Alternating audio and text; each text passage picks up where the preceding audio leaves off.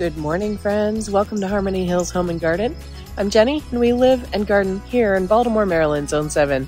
I'd like to take you with me on a walk around our yard and gardens today to see what things are looking like here on Saturday, September 2nd.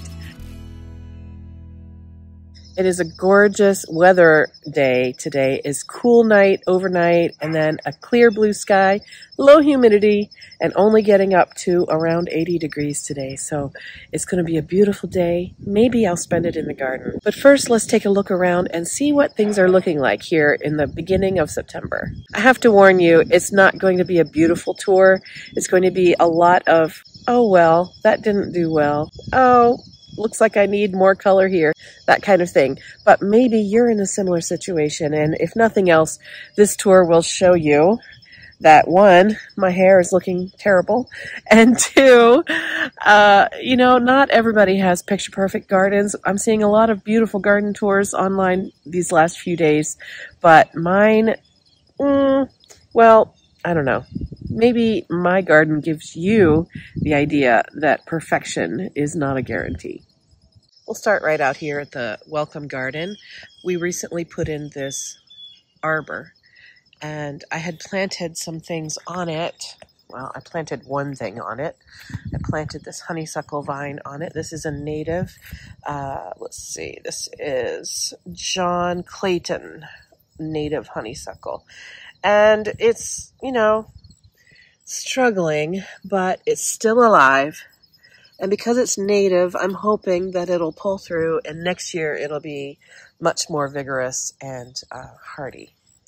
We've got weeds, of course. Yarrow, this is the second flush of blooms on the yarrow, but it looks pretty sad. What doesn't look sad is the pink chiffon rose of Sharon. Pretty blossoms there.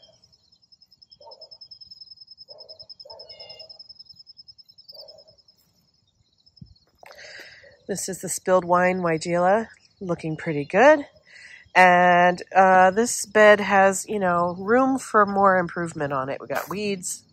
The Millennium Allium have just about finished for the season. This is dwarf Burford Holly.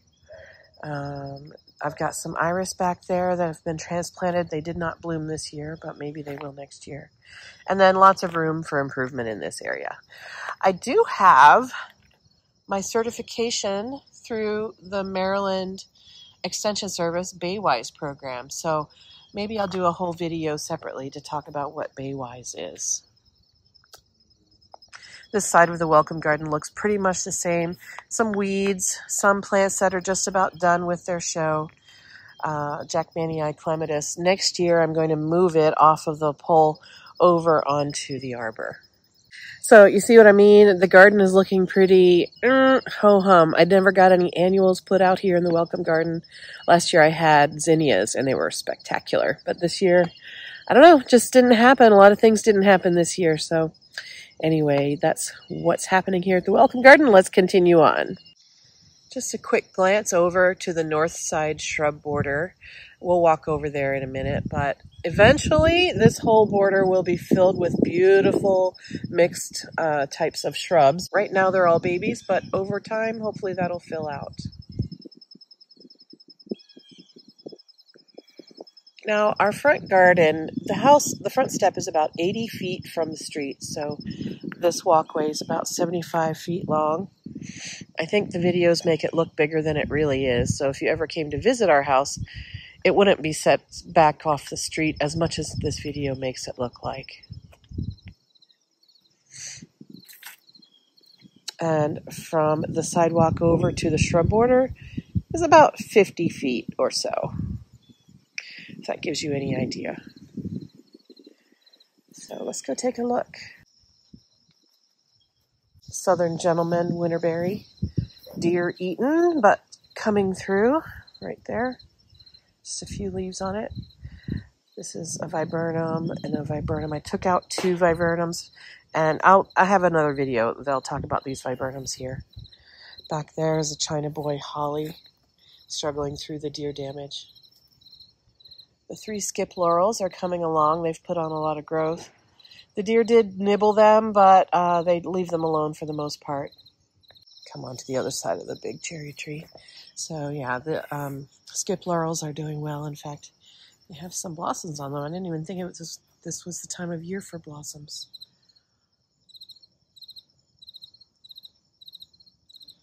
They're slightly fragrant, and if all three of them were blooming very floriferously, it would be fragrant in the air around here. But as it is, it smells nice when you get close. Beauty berries coming along. I was a little bit thirsty yesterday, so I watered this garden. And the berries are starting to change color. Just starting. This is American beautyberry, native. You can see some of the flowers haven't set seed, and some of them are still green. But in a week or two, this will have a nice purple berry haze to it. It is stretching a little bit for the sun. You can see from the side, stretching toward the sun a little bit, but I'm hoping that over time it'll fill in and be this really nice big native beautyberry shrub there. Dragon Lady Holly is looking a little sparse. She got some tough times of dryness this year, but now that I've figured out how to keep her wetter, she's starting to put on some fresh green growth here. So this is new growth that is showing me signs of life, so I don't think she's a goner, but she did thin out quite a bit this year. Winterberry Holly, recovering from deer damage. Chesapeake Japanese Holly, thinned out by the deer and trying to recover. This is a Little Henry Sweet Spire. Again, story of this garden is recovering from deer damage. All of this dark foliage is coming from the HS Flame Dahlia, which doesn't have many flowers on it because it's in too much shade. But here's one little happy flower. HS stands for happy single, and they are very happy. HS Flame Dahlia here. I'll be moving these. Eastern Snowball Viburnum had deer damage on it, and it's now recovering from that. Again, that's the story of our garden. Here's another Dragon Lady, and she once again needs to be kept moister than she had been this season, so she's recovering. She lost a lot of leaves down on the bottom, but hopefully we'll keep her happier moving forward. This is a button bush being kind of eaten alive by the dahlias. There's some volunteer vinca here. This is left over from last year's seeds. This is a velvetini smoke bush. Looks like it has been chomped. Yep. Nothing is safe. But only the tips got chomped, and it didn't go further down in, and it didn't finish getting all of the new growth, so maybe they didn't like it. This is a dahlia that I don't know its name. It was supposed to be something other than what it is. It was supposed to be Karma Chalk, but this is definitely not Karma Chalk, but it's pretty. I'll be lifting that and moving it. Again, not enough sun over here. Here's the serviceberry that I recently put in. Something is eating its leaves. I don't know if this is deer or some sort of insect. It's got a weird pattern of where it's been eaten. Like this leaf was eaten, but these were not. So if it was deer, you'd think it would eat all of these, but it could be deer. Like over here, it looks like it's deer damage on the edge. So spraying is in my future. American Dawn Dahlia. Oh, how pretty is that?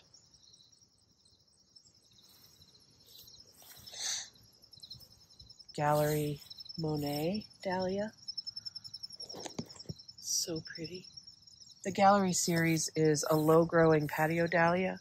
They only get to be about a foot, maybe 18 inches tall. Good for borders. And then back here I have three Mahogany Splendor hibiscus. These are annuals, and they're just here as placeholders. And, you know, some other things. The shrub border is struggling along. Almost all of the plants that I originally put in are still here. The only thing that's been taken out is there used to be 3 Clayera in there where the mahogany splendors are, and where the serviceberry is, there used to be a sugar tip Rose of Sharon, but now that is out at the welcome garden over there. So in my mind's eye, in a couple of years, this shrub border will be thicker and fuller and more lush and more like I had in my head. So we'll see how it goes.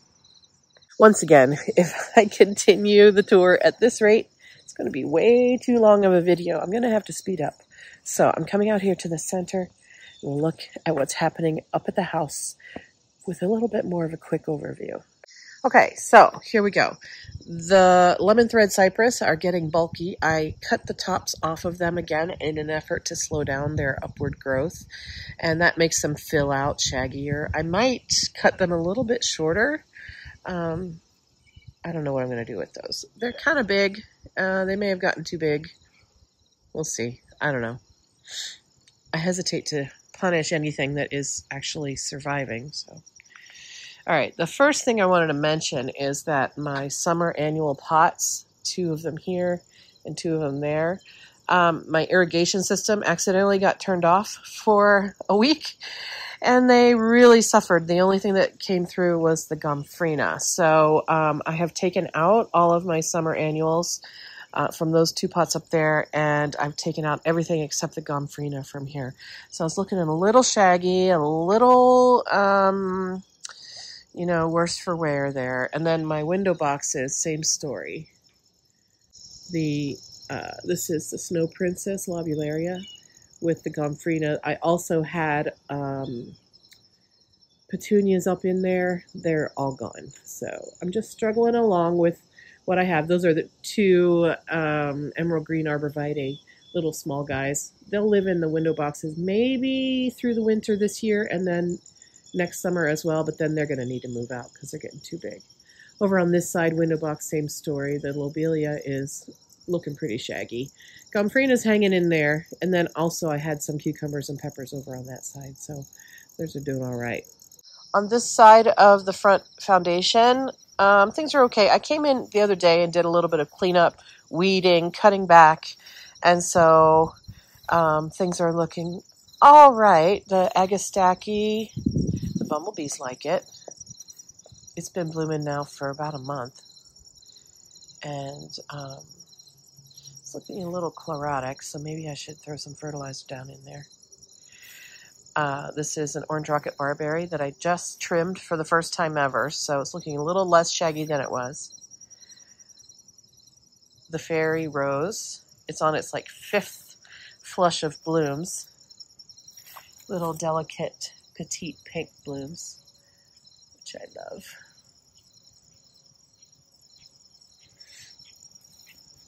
In this area, there's this is Husker Red Penstemon that has just got the base foliage on it right now.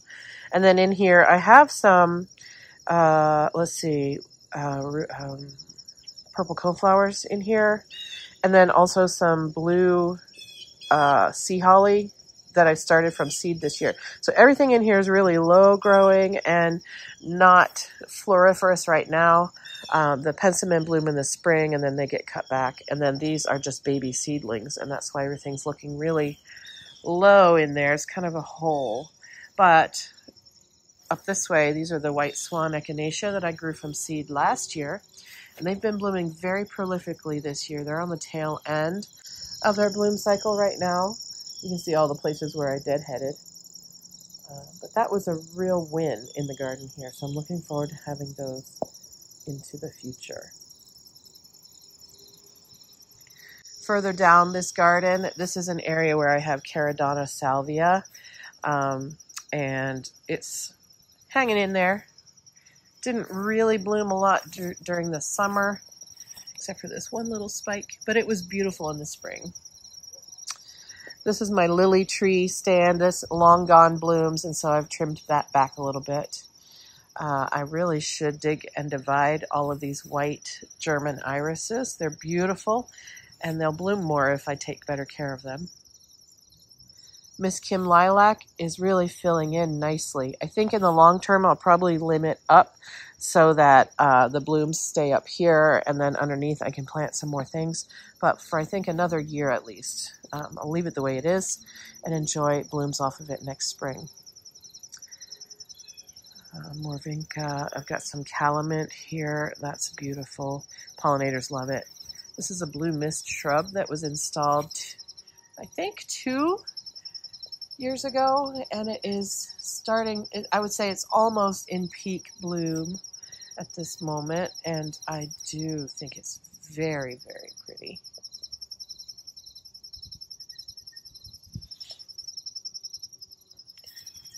This is the Eastern Red Cedar that I got at the garden center in my last plant haul. It's still in its can, but I've got some irrigation on it, so hopefully it'll be all right until I get it planted. It is not going to go in this area. It's going to actually go over onto the south side lawn, probably right about there. I just need to get it approved placement from the husband, and then we'll be moving forth with that. Back in here I have some monkshood that will be blooming probably next month, usually in mid to late October. This blooms nice tall blue panicles of flowers. I've got 2 plants of storm cloud Amsonia right here. This is a large leafed Amsonia. They also have, the native Amsonia is a thread leaf, and then Proven Winners also has one called String Theory that's a thread leaf, improved on the native. So these were blue flowers in the spring, and it's supposed to be bright fall foliage. So I can see some sort of rust or some other type of damage on the leaves. I don't know if that's a fungus or a bacteria or if it's insect damage. I think it looks like a fungus or bacteria, mold or something, rust, something like that. Not an insect, but hopefully they will turn a beautiful color of leaves here. Peony there's got some powdery mildew on it. Behind that, a baptisia. Somebody's going to ask, so I'll just say I got these supports from Gardener's Supply. Euphorbia there, looking really nice. Back over this way, I have a couple of pulmonarias in here, 2 different ones. Let's see. This one is Spot On from Proven Winners. And this one, I don't know that this one has a tag. Oh yeah, it does. Raspberry Splash Pulmonaria. So 2 different ones in there. I had a third right here, but it perished. And then this is Jack Frost Brunera. It stays too dry, I think. Even though I do have irrigation on it, it doesn't, I haven't been running my irrigation very, very much. So I think it wants to be wetter. Okay, over here, I've made some changes here that you'll see in a new video soon. This used to be a euonymus, now it is a viburnum. And I think maybe I'll be taking out all this lamb's ear and just letting the violets rule the world over here. I don't know, we'll see. And then on this back side here, I've got 3 pots.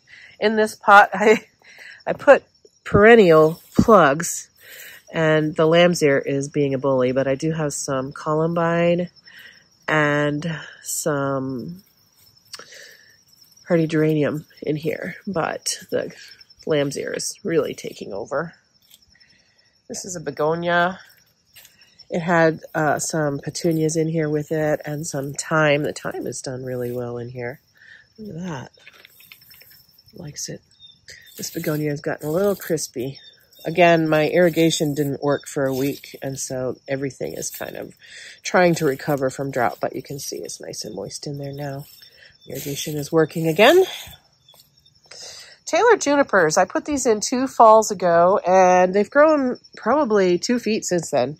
I think when I put these in, they're about the same height as the fence, and you can see it is much taller than the fence now. These are going to grow tall and skinny. I think they only ever get about 2 feet wide. And hopefully they'll grow up to be about, maybe in line with the bottom of the windows, maybe not that tall. I've got 4 of these, one here, one on the other far corner of the house, and then 2 flanking the front porch. So here's another one of them. It's doing really well. This one has grown a lot more than that one. That one is, let's see, about right here. Yeah, this one's about a foot taller than the other one. Again, they should go up to about this area on the house and be thick, but only 2 feet wide. Again, this is my little pepper garden here. I've got a lot of these snack-sized. These are, I think, Cupid variety or something like that. I think they're going to turn orange. And then I had a lot of banana peppers on this plant, and it's still got some flowers on it and still got fruit on it back there. Lots of banana peppers. There's more over there, and there's more here. So the banana peppers were really good. That was the Goddess variety. And then I've harvested most of these, but lots of jalapeno style. This is El Jefe. They've been very prolific in this area. There's more bananas coming along. Back here, the cucumbers have not set a single cucumber. Oh, yeah, there is one down there. I see it that I missed. Okay, well, the cucumbers weren't working really well for me, but it was a nice try. Okay, and then on this side, oh, I didn't finish over here, but this echinacea is really pretty. I think it's called Double Scoop Raspberry. Really pretty. It's been prolific. I've deadheaded a lot off of it, and it keeps putting out new blooms. Got some weeds in here. I've got a dahlia that's laying down. I don't know its name, but it has these pretty purple flowers, which I'm not arguing with. And then there's an echinacea in here. Where is it, Rebecca? It's probably an echinacea. I don't know its name. And then on this trellis, I have a Josephine clematis, which has pretty much burned up at the top, but down at the bottom, it's still got green growth, so hopefully it'll recover. I didn't film it, but I just trimmed back by a lot this spirea. The spirea on this side was coming out into the pathway by about a foot, and it was totally covering the bottom of the rose bush all the way over to here. So I cut it down to its core, and it will flush back out again next year. If it spends the winter this size and shape, that's fine with me. It has a cousin across the way that I did the same treatment to. This one is a bit smaller than the other one, but I gave it the same size trim. And so it'll spend the winter being neat and tidy instead of being gangly and gross. That same day, I trimmed up some stragglers on the holly. I trimmed up the orange rocket barberry. Trimmed up this orange rocket barberry. So everything is looking a smidge neater than before. There's my third Taylor juniper and these window boxes again. Let's see, this black and blue salvia is good, but I don't think it gets enough sun to really be as prolific as it wants to be. So I think I'm going to take it out. One, because it's hiding my Miss Kim lilac and shading it too much, so that one can't grow very good. Also, it's kind of jammed in there in between my smoke bush, a Ito peony, a rose bush over there, and I think if I take out that salvia, it will open this up and feel a little less jammed in. I have a couple of roses in there that are struggling along. Everything is just pretty much struggling along. I had planted a dwarf mugo pine here, and the week that my irrigation went out was just too much for it to handle, so it dried up and died. Looking around on the front side of this, it's just not right yet. See, that salvia is it's kind of a bully in there, so I need to get that out. Let this rose bush have its time in place. This one's doing better than the one on the other side. All of these blooms are just about done, but up here we have some fresh ones. There's another orange rocket that got a trim recently. Got Verbena bonariensis back in there, a few rose bushes struggling. These are some powwow wildberry echinacea, and they did bloom a lot this year. You can see some of the deadheading that is laying on the ground there. I just cut those back because they were looking a little scraggly. So things are looking dry, tired, and I don't know. Do you ever get discouraged when you look around your garden and you're like, well, what I had in my head isn't what it looks like now? That's the way I feel about this garden. It's feeling dry and crispy and sparse and yet over full in some spaces. It's not what I have in my head. I think water is part of my big problem. We had some watering issues. I need to bump up my water. I had been watering each section of the garden twice a week for 20 minutes. And I think we've just been too dry. That's not enough. So yesterday, I bumped them all up to 3 times a week for 30 minutes until we start to get some rain. We've had it off and on. We either get deluged with a couple of inches in a day or we're dry for 6 weeks. So I think watering is my biggest challenge here. Spacing and plant selection is secondary, but I think if I had been watering better, what I have here would look better. So, you know, everything's a learning process. Now, just so you know, in the future, I have been planning a shrub border for along this side as well. I think it's going to start at the sidewalk under that vitex and curve around the vitex and come this way along about there.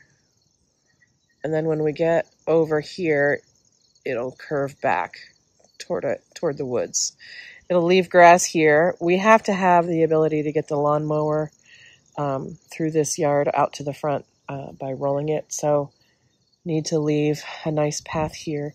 So I think if I take the garden bed and I pull it out roughly where my finger is and just run a nice long edge along here, down to the vitex and then around it, I think I'll have a lot of room to put in some beautiful native shrubs, maybe some non-natives as well, but I need to do some tree trimming, get some limbs down, lift up this canopy a little bit more light through here.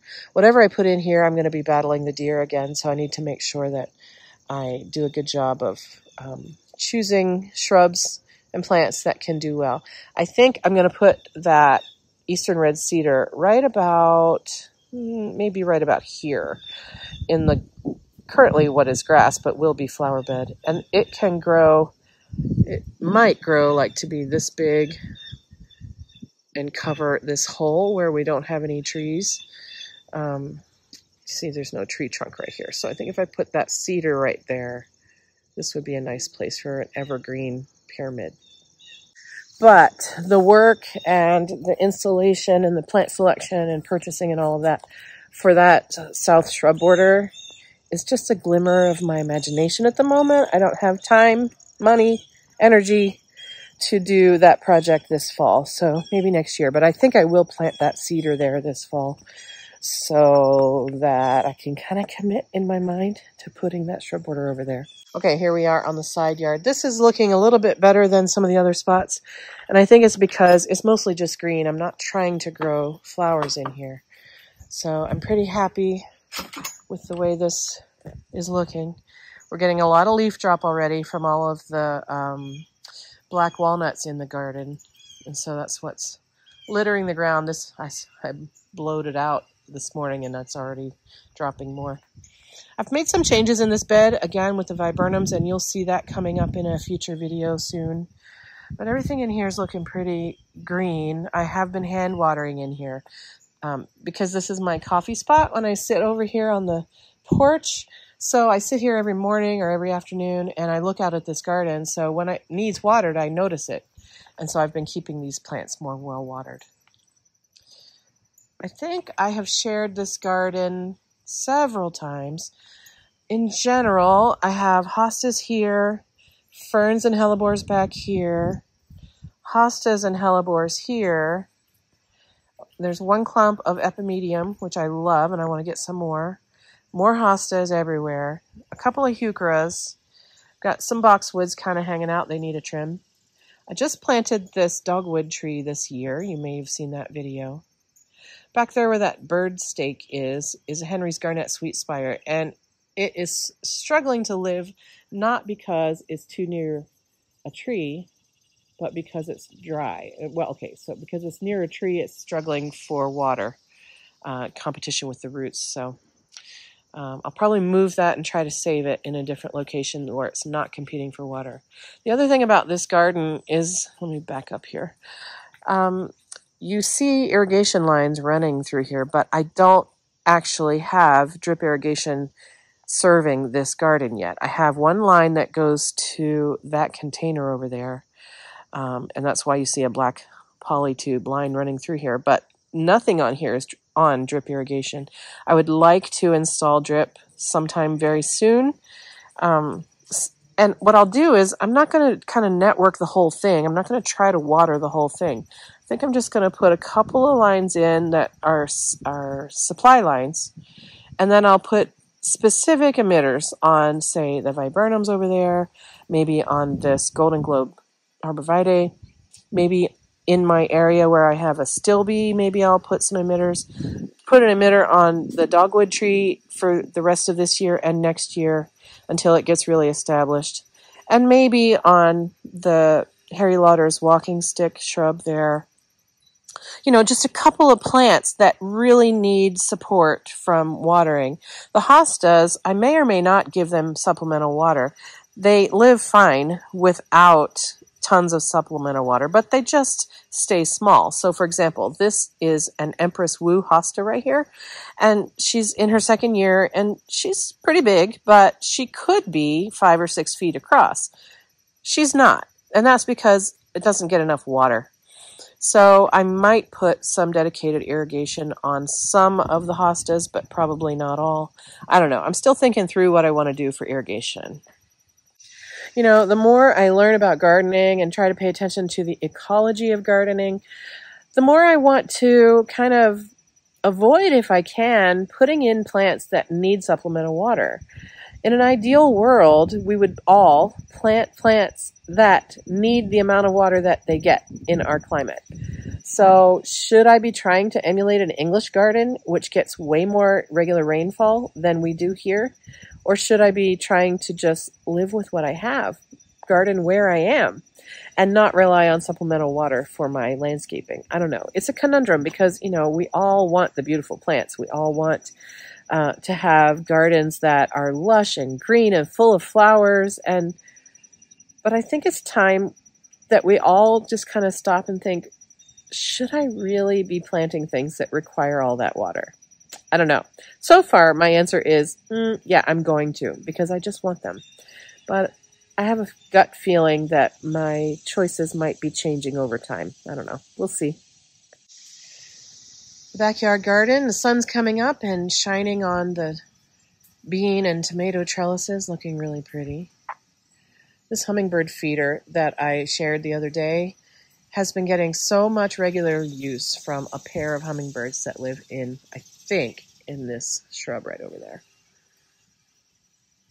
I do love this view.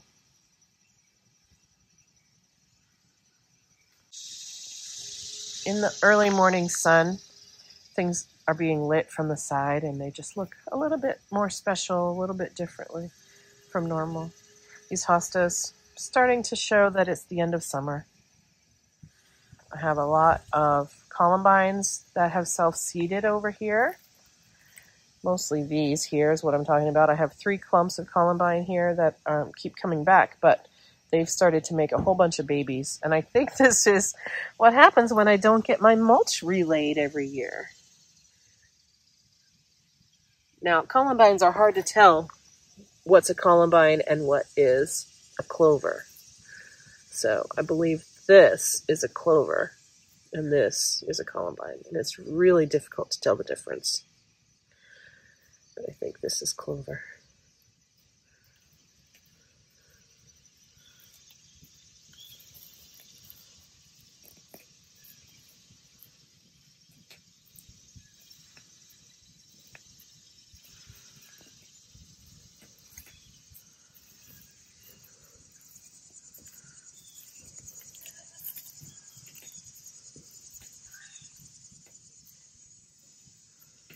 All right, I should do my weeding off camera probably, huh? All right. Everything's so dry. Endless summer hydrangeas are flagging today. I need to get water on them.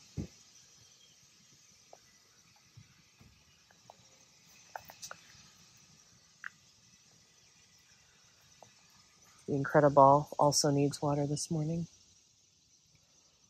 The trellises are looking pretty glorious. We'll go over there and look at them pretty close here in a minute. Pepper Patch is producing a lot of gorgeous peppers.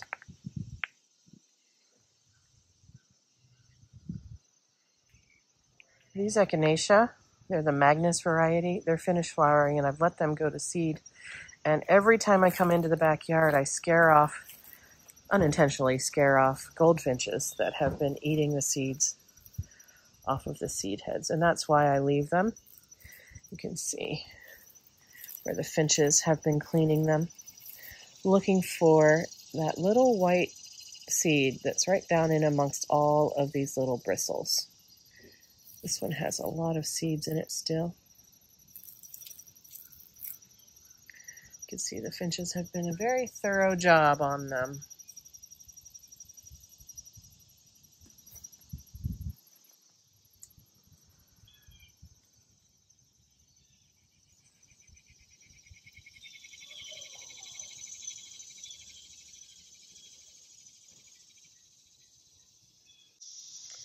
This bean trellis has been a real joy. I didn't know what to expect. I had peas on it in the spring, and then I planted pole beans, but not just any old pole beans. Planted red noodle beans. And look at these beans.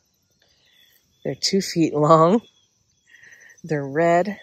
They're gorgeous, and they're delicious. I also have purple hyacinth bean growing here. So these are some of the beans that it's produced, and this is what its flowers look like. Hummingbirds have been enjoying those, as well as the bumblebees and other types of insects. But look at these red noodle beans on this trellis.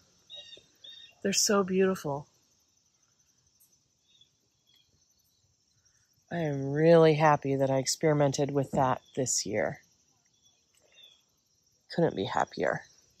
They're really good to eat. I cut them up into about 5 or 6 inch lengths and saute them in a little bit of oil with some onion and garlic, salt and pepper, maybe a splash of balsamic. Really, really tasty.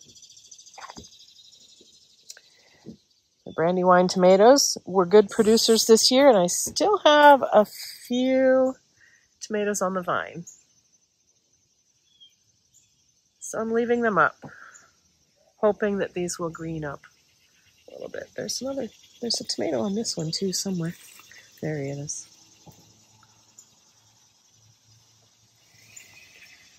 Hoping they'll ripen up. Now I had also planted some regular green pole beans on here. I think that's what this is, but I haven't seen it flower yet. But maybe that's a leaf, maybe that's a flower. I don't know. Maybe we'll get some regular old pole beans on here eventually, but for now, I'm happy with the red noodles.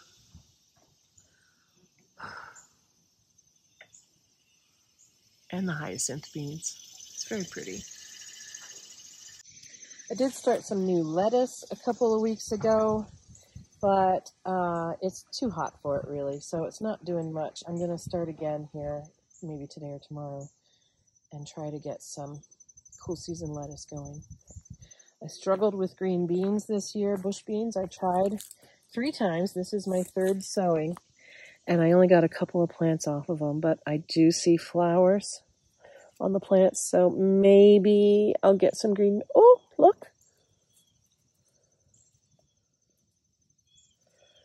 I see beans. That's exciting.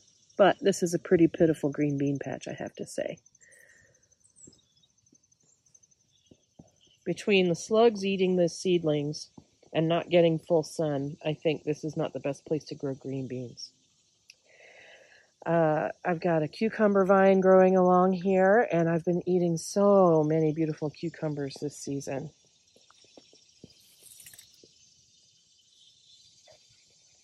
Very happy with that.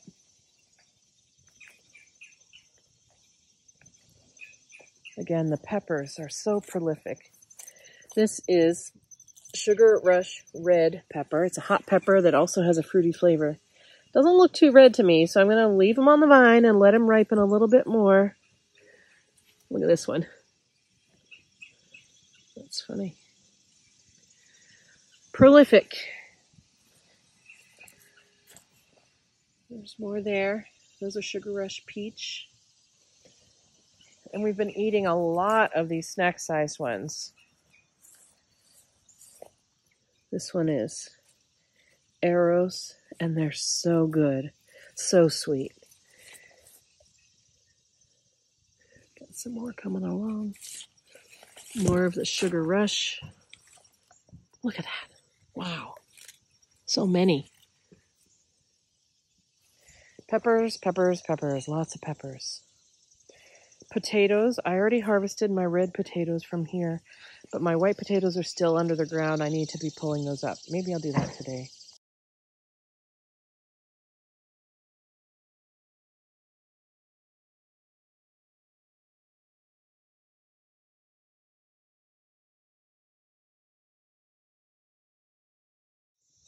Here are some cucumbers that went too far, so we're not eating them. I'm going to let them ripen here and see if I can get seeds out of them.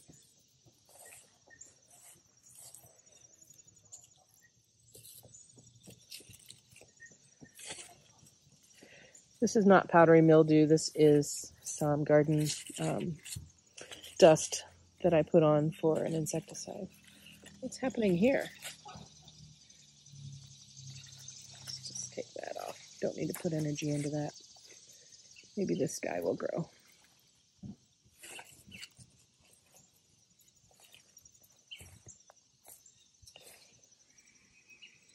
Strawberries, forever. They have taken over. Strawberries, the plants are very healthy looking. They are spreading, spreading, spreading. I need to get in and clean those up and take good care of them. These are my Camelot mixed foxgloves. They're blooming beautifully here. I think they will come back next year and bloom again. I think. There's some status down here that's not doing as well as I'd like. I had put some zinnia seeds in about 2 weeks ago, and you can see the progress on them. They're about a foot tall. And then I think I also have bachelor buttons already regrowing down there. I'm just going to leave those in, and they'll survive the winter, I hope. Back here, some straw flowers up against the trellis. So pretty. And then this is Painted Lady pole beans. They have these pretty coral, orangey coral and white flowers on them. They have had a lot of flowers, not many beans, but I do see some beans here. I don't think they're for eating. I think they're mostly for decorating. And it is very pretty. This is a carbon tomato that's got one more tomato, maybe 2 more tomatoes on it. So we'll see if those ripen up. Oh, and there's some more carbons up there as well. Oh, there's quite a few more, actually. And then my sun gold plant over there has got lots of yummy, yummy sun gold cherry tomatoes on it for harvesting today. That'll be my snack. This bed was supposed to be my cut flower bed, and I kind of got away from it during the season. So I think I'll try again next season. You know, you have a plan in your head, and then the summer comes along and life happens and things get away from you. So I didn't do a very good job of actually sowing cut flowers in here. I don't know, maybe next year, we'll see. The lower terraced bed, again, has strawberries kind of living here in the front. And this is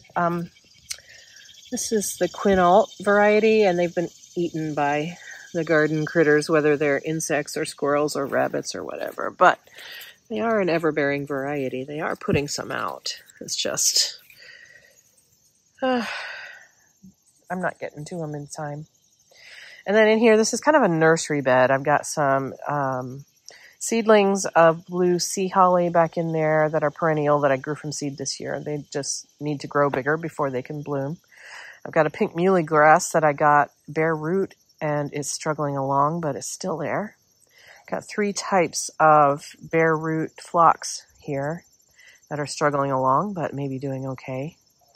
Cherry brandy echinacea that I grew, cherry brandy rudbeckia that I grew from seed this year, looking very pretty and healthy.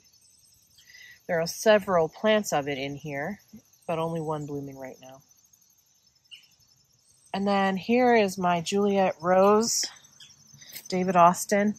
I transplanted it from the front garden and most of it died, as you can see, and I was really worried I was going to lose the whole plant. But then this one stalk put out green growth and actually flowered for me.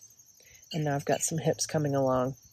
So I'm hopeful that this Juliet Rose will live and thrive in the future. More tomatoes on the tomato wall, more sun golds there. And then over here, I have blush tomatoes. Need to get that bag off of there. It's cramming them all together. Oh my goodness. These blush tomatoes are really good. They're about 1.5 inches long, 1 inch wide, kind of oval shaped. And they're orange and yellow with striping. And they're really tasty. They're good cut and just eaten, or slice them and put them on a sandwich or in a salad. Really yummy. Most of the rest of this tier are perennials that I put in here temporarily last fall. And then they've just lived the whole season here. So the sedums are coming along looking really nice. This echinacea has been blooming all season. It's beautiful.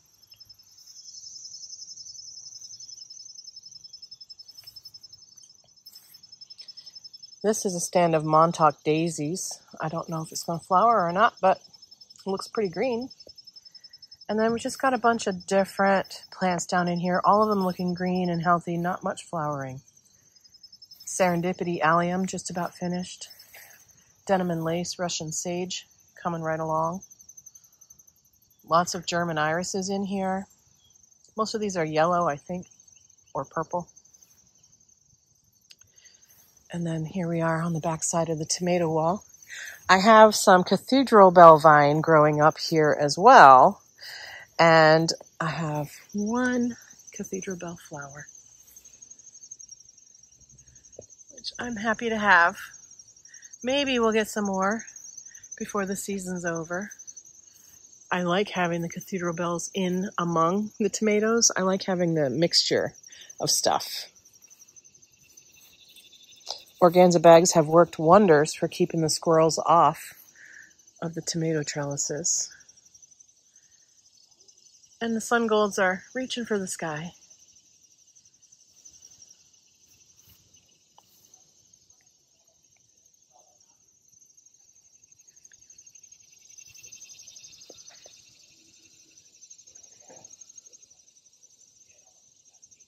I came back up to the top of the tomato alley, which you might call it, so that we could look at this idea that I had to build this green wall down around the beds and have this pathway back here.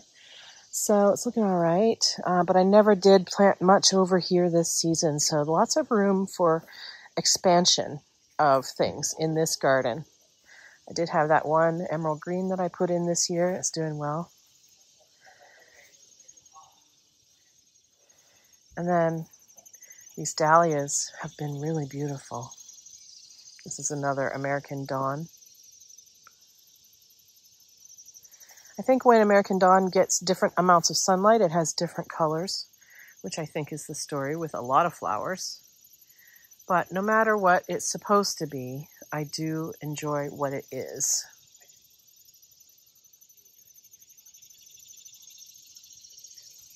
The pink chiffon rose of Sharon is beautiful this year.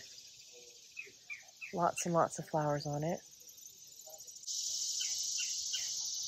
I will be moving this dahlia because it's too close to the lemon thread cypress. This is 3 years old now, and it's finally started to put on a little bit of size, and I don't want it to be inhibited by the dahlias here.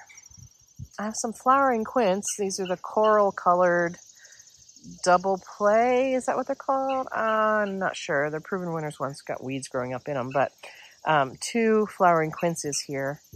And I might move them out because I want them to get more sun and I want them to flower more than they did this year. There's another dahlia. This one's Gallery Singer.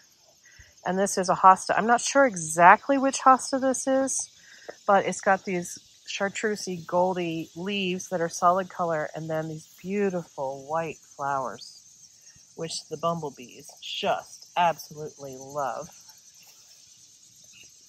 Very happy with that. In here, I got a lot of things, 2 jumbled together. White swan echinacea in the back, calamint here in the front. Got some more of the Camelot mixed foxgloves there, and more Montauk daisy. And then this is the Gina phlox. It has been going strong all season, and the butterflies love it. Got some echinacea here. I'm not sure which color that is. Sorry. And this is what is it? A salvia that blooms really beautiful blue spikes in the spring that look like this, but it's more, it stands up better in the spring. I've trimmed it back a couple of times. It's put out a couple of flushes of growth and it's looking a little sad, end of season sad right now. Summer crush hydrangeas, there's 3 of them here. This definitely needs irrigation because they are really struggling and dry, but they are pretty and I'm happy to have that little swoop of them there.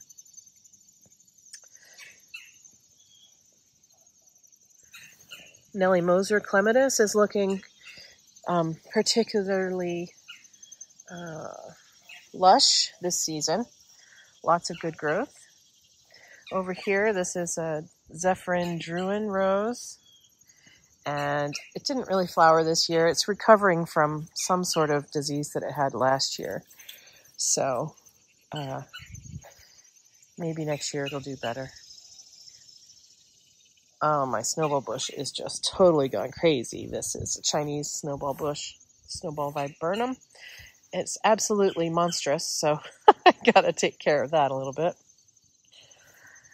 And this little patio has been really nice this year. Nice little green oasis. Well, the patio's gray, but when you sit down here, it's a green oasis. You're just surrounded with greenery and secluded, and then you have this beautiful view up the hill of everything that's growing up there. I had cucumbers in these pots on these vines, and they did well, but they're done now.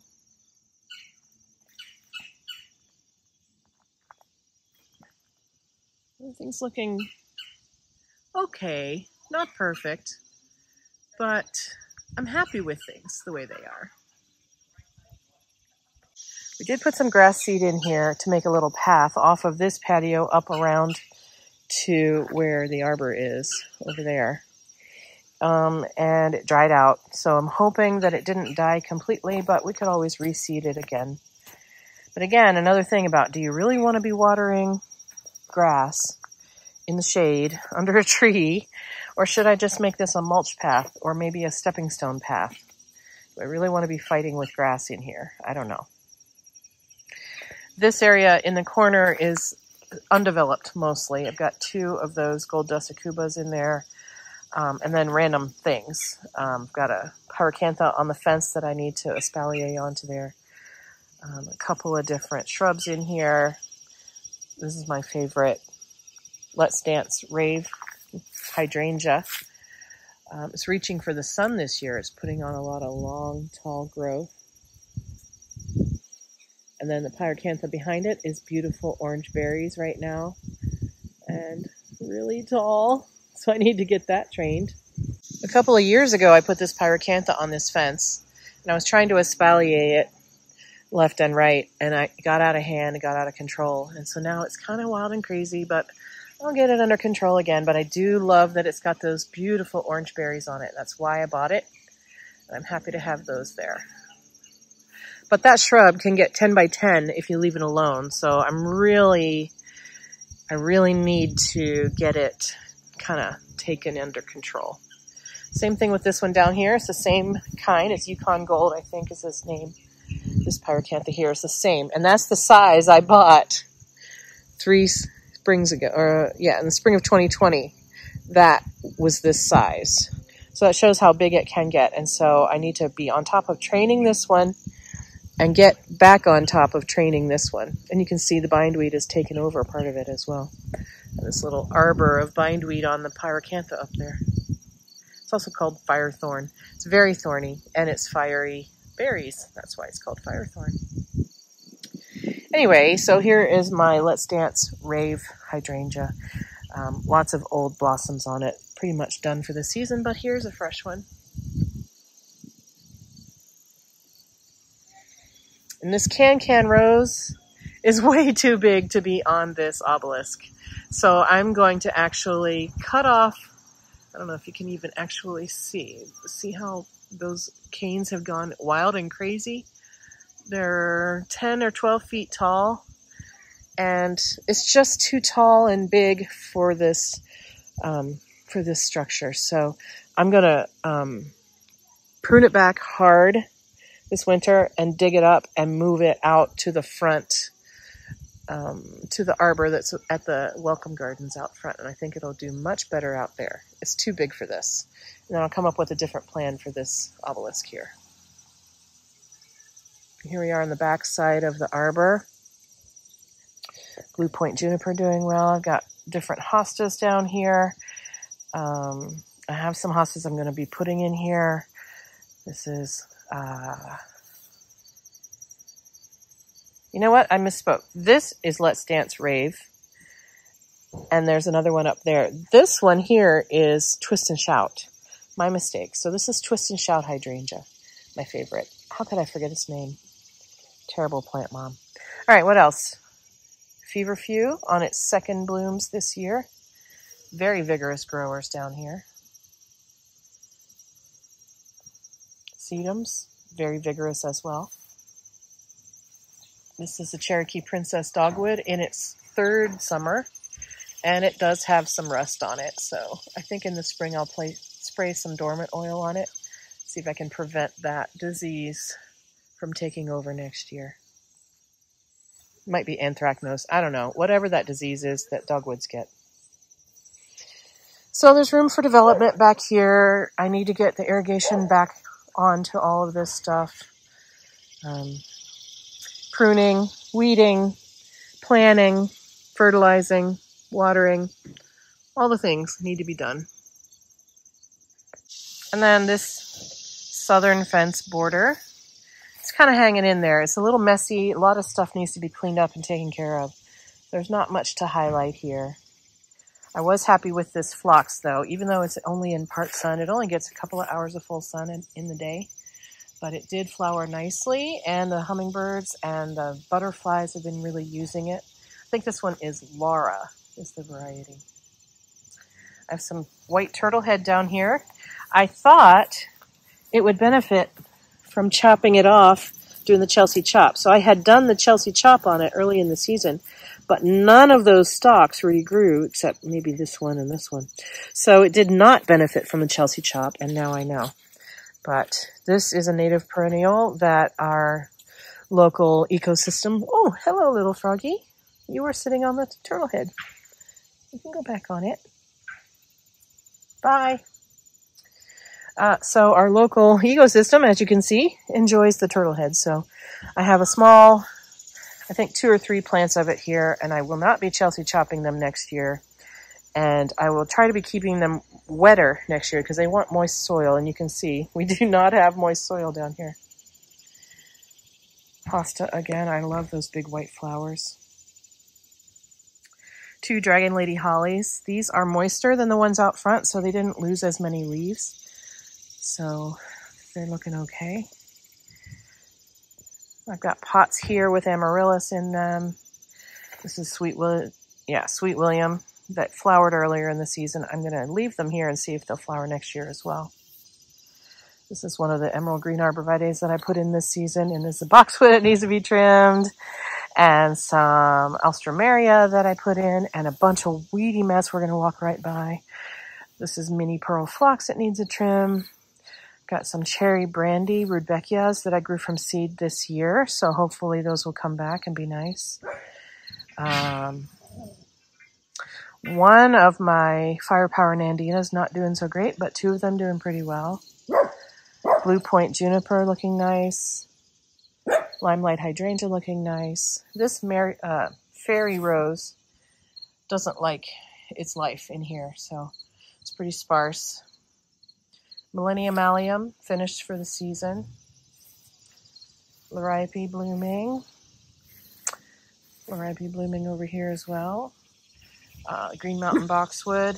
This is an azalea in a pot. This is the Emerald Spires euonymus that I took out from in front of the white gate out front and put it here so the deer will stay off it. Got some asters in there. And then this is the Bobo hydrangea in a pot, and this was sitting where that is now, so I need a new spot for this. What do you think, Hannah? Hannah? She's ignoring me. All right, so there you go. We'll do a quick peek out here mainly because I cleaned it up yesterday.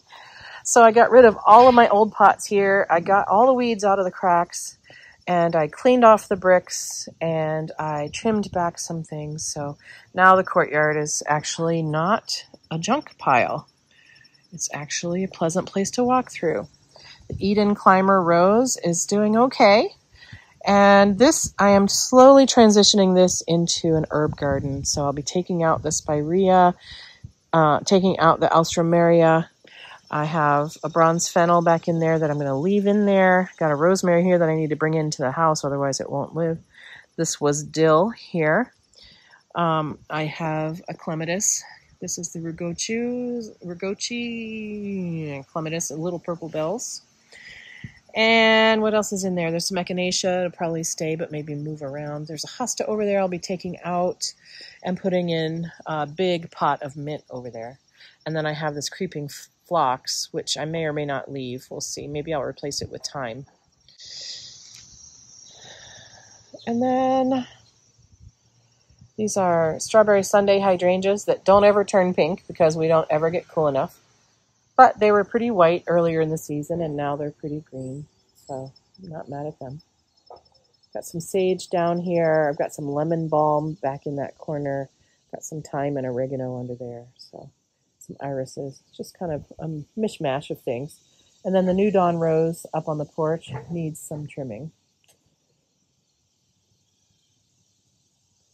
And yes, my bench is rusted. I know. It's all good. All right, well, I think I am going to say that this tour is finished. I hope that this tour has given you, one, a glimpse of what our gardens look like, but two, some encouragement that your garden doesn't have to be in perfect, glorious bloom all the time in order to be a restful and rewarding place to be. Even if there are weeds, even if some of your plants have gotten crispy, even if you don't have very many flowers left, just rest in the fact that you are caring for a piece of the earth. You are doing a hobby that brings you peace and joy and happiness, and also frustration and also worry, but mostly peace and joy and happiness. I hope you're having a wonderful day in your gardens, and I hope I'll see you again in another video real soon, friends. Take care. Bye-bye.